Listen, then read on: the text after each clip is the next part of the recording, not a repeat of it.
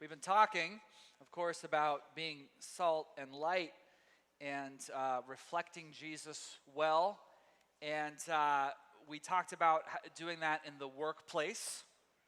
We've talked about doing that in the home.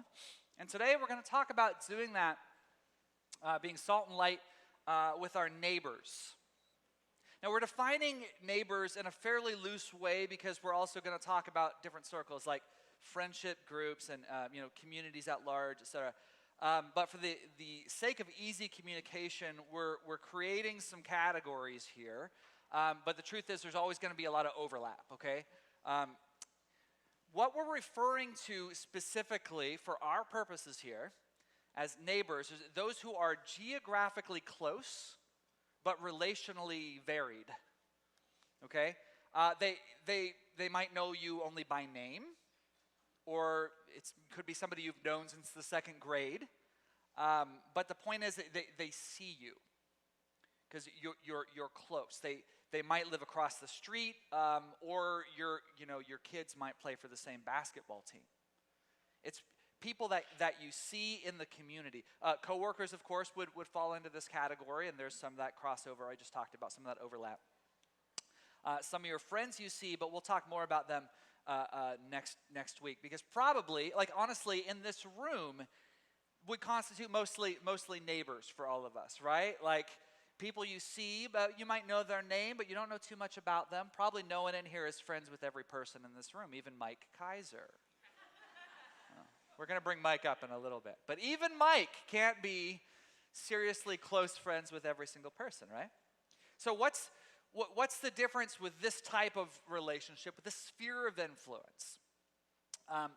When you're at home, as Joshua said last week, one of the distinct things about being at home is you have tons of power, you have tons of influence, especially if you're a parent, right? You can set the tone for yourself. You can set the tone for your entire home. You have tons of relational backgrounds with the people that are there. There's built-in closeness in households that allow for instant, in-depth conversations or confrontations, right? Well, with your neighbors, you usually don't have that kind of equity. And that means the door for those kinds of things isn't usually instantly open. It's just not. So you got to deal with that factor. It can be tricky to know how to be salt and light with people that you don't just have an open door of conversation or open door into someone's life. People that you kinda know. That's what we're talking about. How do you be salt and light with people you only kinda know or maybe barely know? Jesus talked, of course, a lot about loving your neighbors. We talk a lot about that here too. If you're tired of it, I promise you, after this series, we're going to keep on talking about it forever and ever. It's kind of one of the big two, love God, love your neighbors, so we're going to major on that here. But the most famous place Jesus talked about neighbors is Luke chapter 10, verse 25. We're going to read that from the New American Standard. A lawyer stood up and put him to the test, saying, "Teacher, what shall I do to inherit eternal life?" And Jesus said to him, "What is written in the law? How does it read to you?" And he answered, "You shall love the Lord your God with all your heart, with all your soul, and with all your strength, and with all your mind, and your neighbor as yourself." And Jesus says to him, "You've answered correctly. Do this, and you will live." But wishing to justify himself to Jesus, he said, Who is my neighbor? What's he really asking here? I was thinking about this. It really jumped out at me this week as I was preparing here. What he's really asking, Jesus tells him to love his neighbor. He says, okay, but who?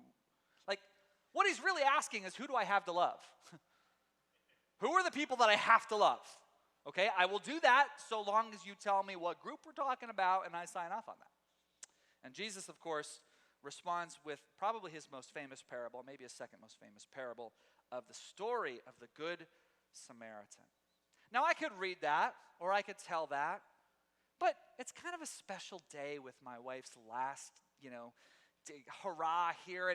And about 4 years ago, she pulls all of us into her plans. Did you know that? She gets to be our boss, and she kind of loves it. And she commissioned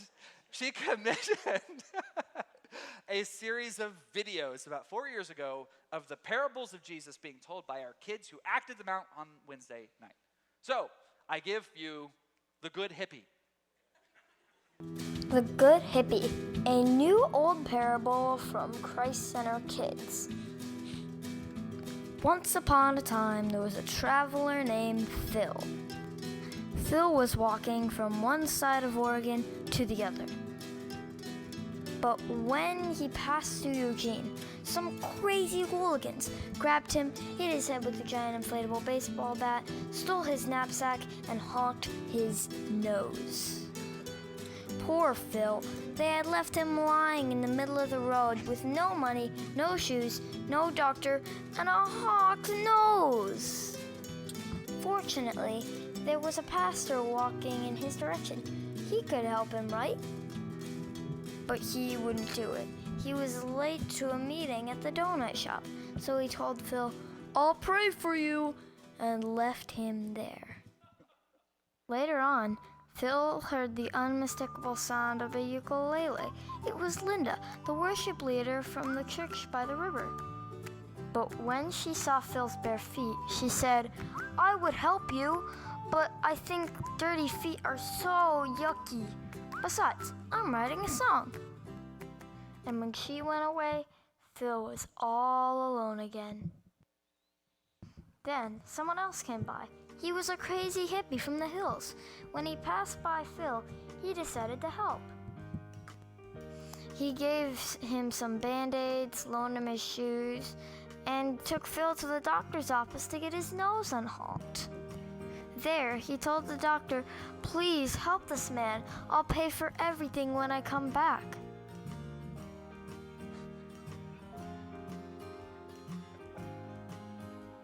Now, which one was Phil's real neighbor? The pastor, the worship leader, or the hippie? That's right, the hippie. Because neighbors aren't just people who go to church and smell nice and clean. No, our neighbors can be anyone, even those we might not like very much. And that is the story of the Good Hippie. The end. Where's Noah? Is he okay? Yeah, you all right? It's good to see you've recovered from that honked nose. So we were praying for you, bud. We were. The story is so very recognizable, and you know, when we talk about the Good Samaritan nowadays, we generally are referring to someone who helps a stranger in need, but man, it was so much deeper than that. The whole point of the story, of course, is that the Samaritans were enemies of the Jews back then. So, you know, the point was your neighbor could be anyone. That's the answer to your question, oh lawyer. Your neighbor, nobody gets exempt from that. You can't X somebody out of that category. It could be the one you least want to be your neighbor. Even your enemies. In other words, you don't get a pass. You have to love him too. But now look at the end of the exchange, okay? I don't know why this had never hit me like it did until I was looking over this week. Luke 10, 36 through 37, the very end, Jesus said, "Which of these three do you think proved to be a neighbor to the man who fell into the robber's hands?" And he said, "The one who showed mercy toward him." Notice he didn't say the Samaritan, by the way. Maybe that was just like words he couldn't say it, you know? The one who showed mercy. And Jesus said to him, "Go and do the same." In other words, how do I love my neighbor? Show mercy to him. Do you see that? Who is my neighbor? Oh, that one who showed mercy. Okay, then go and show mercy. Jesus is telling you, how do you love your neighbor? You show mercy. That is how. To who? Well, to everyone. Even the ones you don't want to. Maybe especially the ones we don't want to. Even the ones we might consider enemies. You remember James and John? I mean, you'd think of these as like, these are two of the big three here. They wanted to call down fire on the Samaritan village. And Jesus is like, "No, we're not doing that, gents. We're not doing that." It is a profound thing for us as believers to embrace this ethic, to truly love our neighbors. And it's a profound thing right now because everyone's kind of obsessed with these ongoing wars in the culture, you know? Like there's this increasing pressure to pick up the sword and rally against whatever. And insert whoever it is that you want to rally against. And in his day, Jesus, they all wanted him to do this. Do you remember this? They all wanted him to pick up the sword.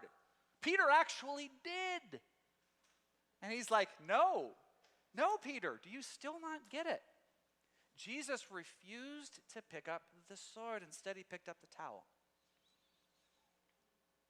That is what he did. How do we be salt and light to our neighbor? We do it by showing mercy the way that Jesus did. Earlier this year, there was a young artist who put out a series of images online, and they became a great staging place for thousands of angry comments. And it was fascinating to watch, and actually I think they're still coming out. I think they're super interesting. You might have seen these. Her name is Jess. The artist, her name is Jess. She hasn't put out her last name that I've seen. She's a young Catholic woman from New Zealand who's actually studying down in Bethel Redding, which I thought that was an interesting combination. She said very clearly, I am not making any political statements here whatsoever by these pictures. I just putting them out there, and so I will repeat that for myself. There's no political statement here, so keep that in mind. I want you to look at the series of pictures that she put out. Tyler? Jesus washing the feet, a distracted person, an addict. Just let them go.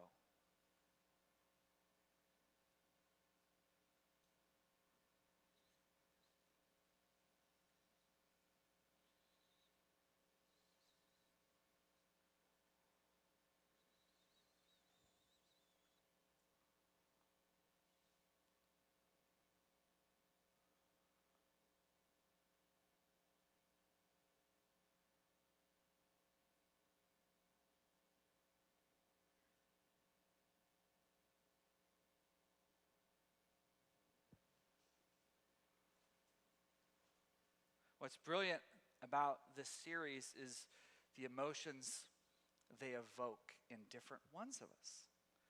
Because I don't know if you're like me. If you're like me, you're looking, you're going, oh, that's good, that's beautiful. Like, hey, wait a second. Okay, listen. Okay, but listen. Okay, all right, look. Like, did anybody else feel that? I'm not going to ask you which one. Don't worry. Did anybody else feel that? I did.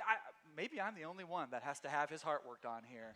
But people that I talked to said the same thing. It was just like, oh my goodness, I was like right with it. And then I saw one, I'm like, why? Well, Jesus would want to sit down with that person first and make sure everybody around him knew that he didn't agree on a whole lot of what that person thinks. No.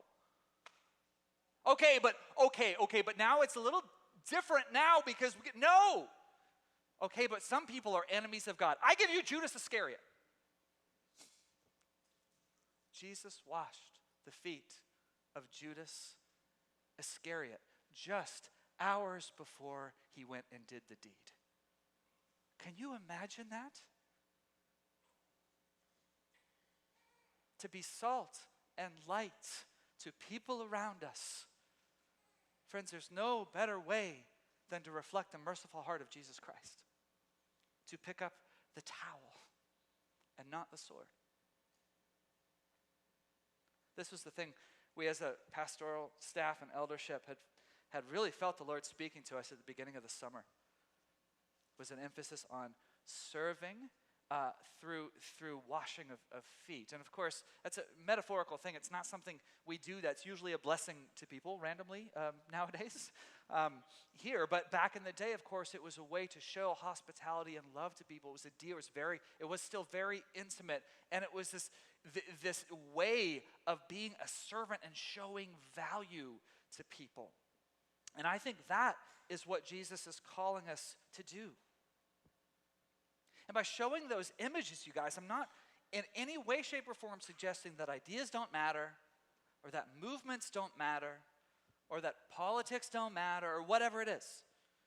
I simply want to show those images to say, these people, famous people excluded, these people are your neighbors. Every single one of them. They are your neighbors. They're the people you sit next to on the bleachers. They're the people you wave to as you go to work. They're people whose hands you shake at the end of church service. Being salt and light to our neighbors doesn't mean correcting everyone in the public square. In fact, you probably don't have that kind of equity with people who are just your neighbors in the way that you're defining them. You probably don't have that kind of equity. Maybe once in a while it's appropriate, but it's almost always ineffective. Being salt and light isn't about telling everyone in earshot that you're a Christian. Probably that will come. Hopefully that will come. Hopefully not when you're being a jerk. Like if you're driving like a maniac and cutting people off, I don't want you to have a fish on your car, guys. I don't. I don't want them to know that you go here in that moment. You know what I'm saying? Like, love that. You know what I'm saying? I used to think that's what being a witness was. Hey, everybody, I'm a Christian. Okay, you know what?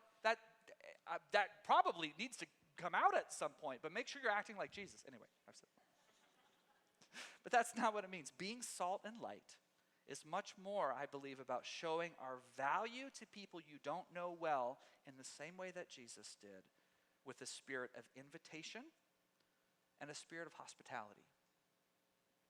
Invitation and hospitality. In Romans 12, Paul said this, and I love this because it shows like a gamut of all kinds of things here. He starts out, he said, bless those who persecute you, bless and do not curse. It goes back to what we've been saying. We have not been given the authority to curse, but to bless. We've been commissioned to bless, okay? Rejoice with those who rejoice and weep with those who weep. That's a very practical thing, isn't it?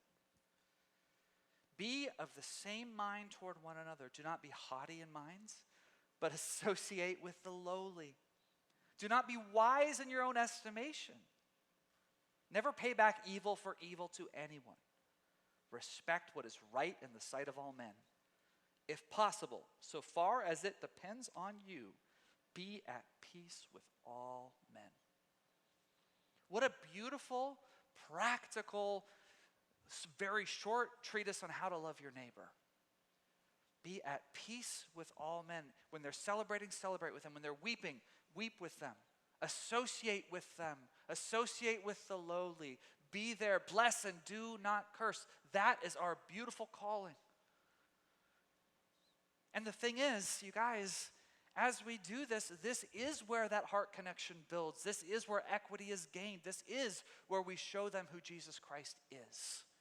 But even if we never get that opportunity to share the gospel, and hopefully we will, but even if we never, ever do, this shows them who Jesus is, and it opens up doorways in their heart that were not open before. It opens up softness and compassion in a way that probably wasn't there before.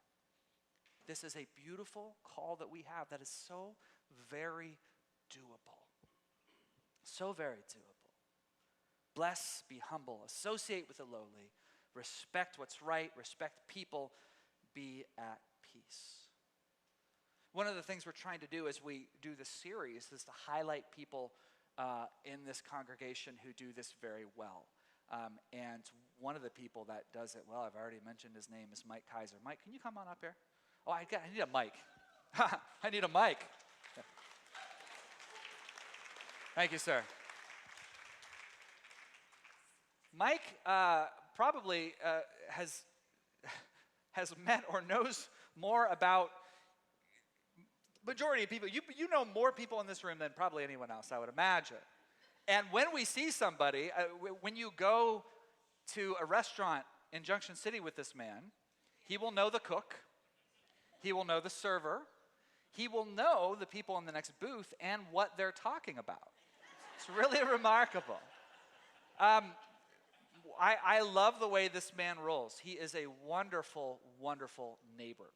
And Mike, as we were talking, we were talking about how you like to show value to people, like when you first meet them, or maybe even before you meet them. How do you do that? How do I do that? That's a deeper question than we. Nope, it's not. It's pretty much right what we talked about. Okay, we'll go back. The simplest thing is just saying hi, and asking a few questions. Not trying to dive too deep right off the bat, but asking a few questions and just really from within me understanding that this person has value and trying to find that value. Yeah, treating them with enough dignity and respect, just the way Jesus did. Well put.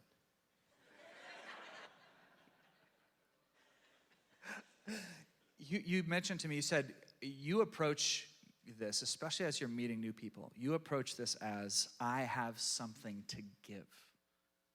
Can you tell me about that? Well, as I was just thinking about it, like I grew up with a really big family and close, not immediate family, but my mom's family was very big and had lots of aunts and uncles and different people that really instilled a deep sense of value in who I was. They, played with me as a kid, took me fishing, lots of stuff that I look back and I recognize, like they really instilled a deep sense of other people's value, giving of their time for me. And so that's kind of where I think it's really started. And so as you've sort of soaked that in your upbringing and from previous generations, you're coming with an understanding that even a little word I say to this person can be a gift to them. That's what I see in you. Is that right? Yeah. And like I say, it could be just simply hello or just noticing them in a simple way, saying hi. Maybe not knowing the depth of who they are, but beginning at that spot where I see you and I value you. And it's not easy to get across in a simple upfront thing, but eventually you get there. And one of the things I've seen you do too, as you meet a person for like the second or third time, you remember things about them. Like you're like, oh man, your kid was, had a broken arm. How'd that turn out? Like, how do you remember that? Well, I cheat a little bit. How? I know my memory's not that great. For some reason, I remember faces. Like I have a photographic memory for faces. I subbed for 10 years, and I always see a kid that I had at Willamette High School in a class one time. And if I talk to him at any amount at all, it's like there's an imprint in my memory of that face, and I'll know, oh, they were at Willamette High School. But when it comes to remembering details, especially names, I usually ask my wife or Janelle. But the biggest thing I do, after I get away from church, I will make some notes on my phone about, what I learned that day about this person or that person, which, I try not to make it creepy, but that's that's how I remember things of value of other people. It's okay. I don't know about you guys, but I think that's really amazing. How many of you guys have trouble remembering things? I do. And what do we write down? We write down things on our calendar. We write down things that are important that we don't want to forget. So by doing that, I just think that's a beautiful way to show value. You're like, I don't want to forget that person's name. I don't want to forget that their kid has a broken arm. So I'm going to write these details down so that I can remember. I think that's beautiful. Don't you think that's beautiful? Yeah, they do too. See, they don't think it's creepy. You have one other thing that I wanted you to mention. One of the things, I don't know how many throughout the years, how many people you've helped to move. You're the all-star mover. You often pull teams together. Why is that important to you? Because I dislike moving. That's the answer right there. When there's a team of people, it makes it. I always have fun when I'm moving somebody else. When I'm moving myself, it is HE double hockey sticks, right? It's. Sorry, Marianne. It is from the pit of hell, like to move by. You did it again. It wasn't me. This is not Christ Center. This is Mike Kaiser. Oh, in my house, B-U-T-T was a 4-letter word, so like I understand language. Okay, let's go back to the moving. Thank you. I'm gonna go circle back. You hate it. we don't, nobody likes to move. So when you show up with a team to be able to move somebody else, it blesses them in a profound way. Yeah, and I like I say, I always have fun doing it, unless the job is overwhelming. If there's not enough people, it goes back to that thing where, man, this is way too hard. So if you have a good team of people, it's fun. So I just think that's a profound way to wash people's feet, don't you? To help them move. What an awesome thing. You guys, this is a good neighbor, and I love this man, and I'm proud of the example he is. To me, he does this far better than I do, and to all of us. So can you give him a hand? Thanks, Mike.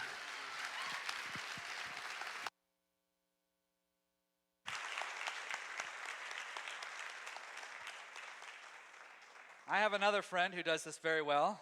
Unfortunately, she couldn't be here on stage this morning. She may or may not be in this room, but don't search around, okay? Don't do it.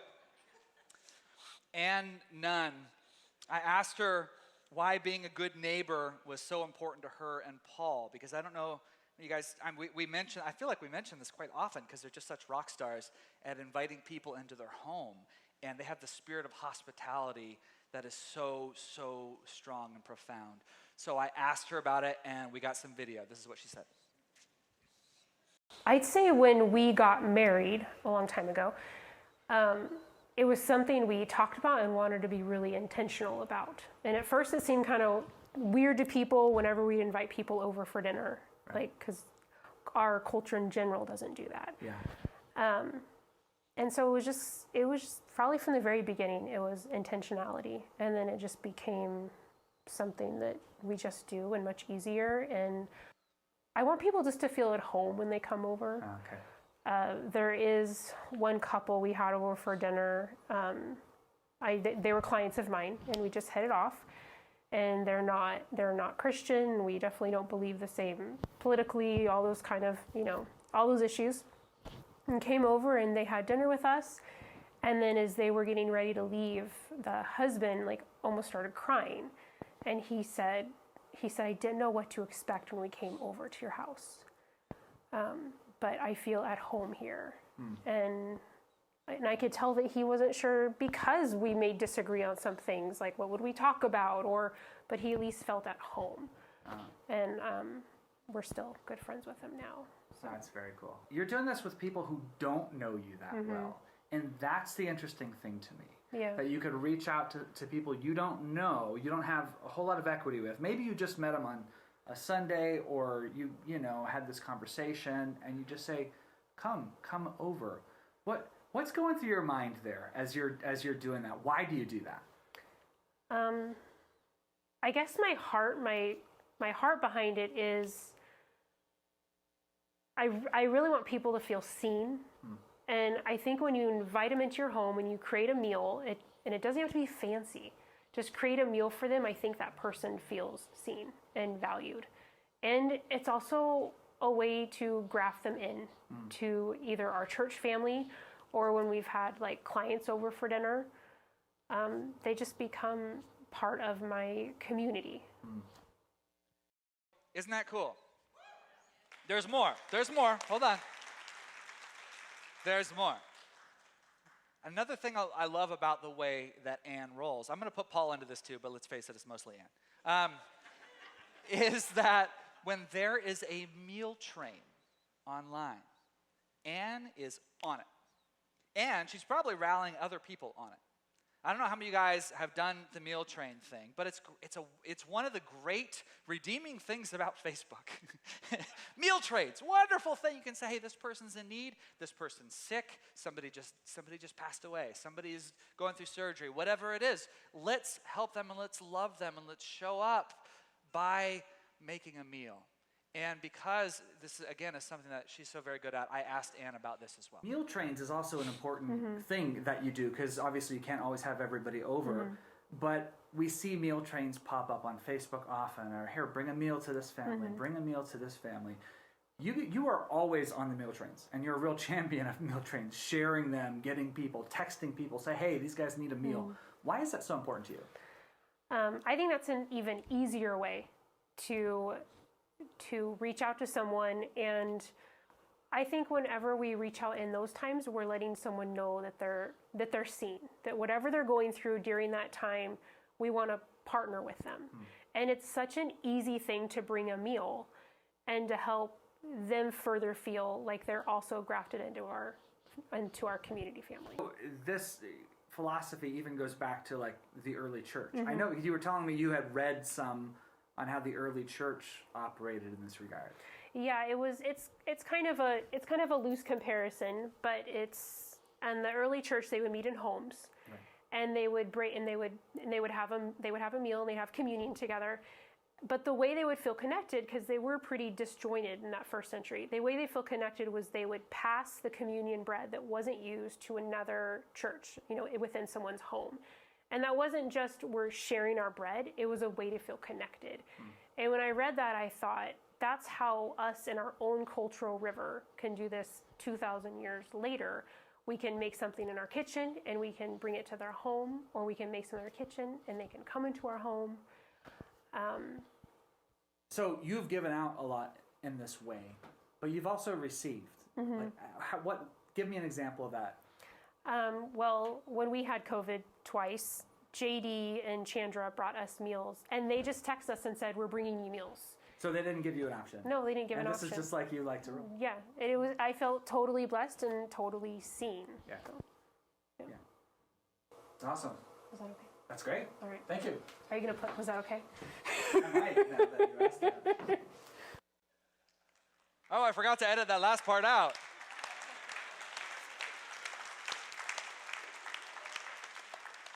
You guys know Paul and Ann and what a blessing they are in that regard. Thank you guys. Thank you, Ann, for doing that. I know it's not your favorite thing, but yeah. You guys model that so well, so beautifully, as a way to pull people in, to help them to be grafted in. And I think that's absolutely the spirit of Jesus Christ. That's really what we're calling to. Loving your neighbor really isn't usually a very heavy thing at all, actually. It's really just using that spirit of invitation and hospitality and acting in mercy. I'm going to close on this. It was, I think on Monday, it was the feast day of St. Francis. And just want to read the prayer that's often attributed to him, the prayer of St. Francis. And it's this: Lord, make me an instrument of your peace. Lord, make me an instrument of your peace. Where there is hatred, let me bring love. Where there is offense, let me bring pardon. Where there's doubt, let me bring faith. Where there is despair, let me bring hope.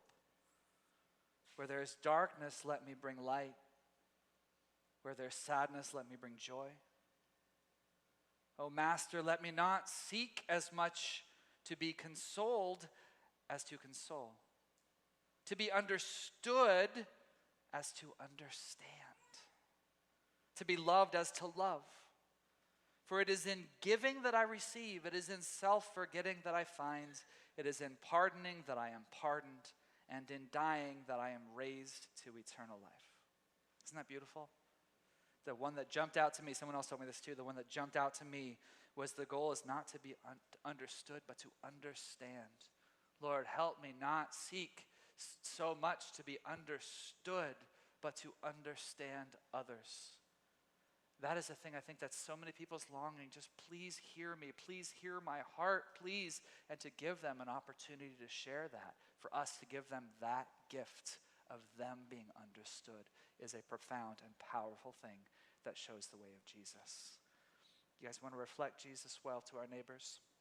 I do. Let's stand. Can we have the elders and home group leaders come forward? I want to invite you this morning